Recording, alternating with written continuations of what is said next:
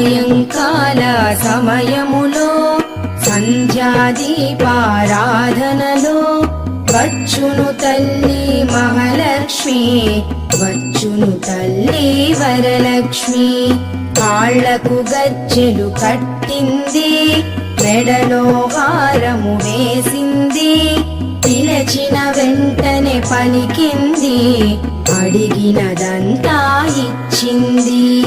సాయంకాల సమయములో సంధ్యాదీపారాధనలో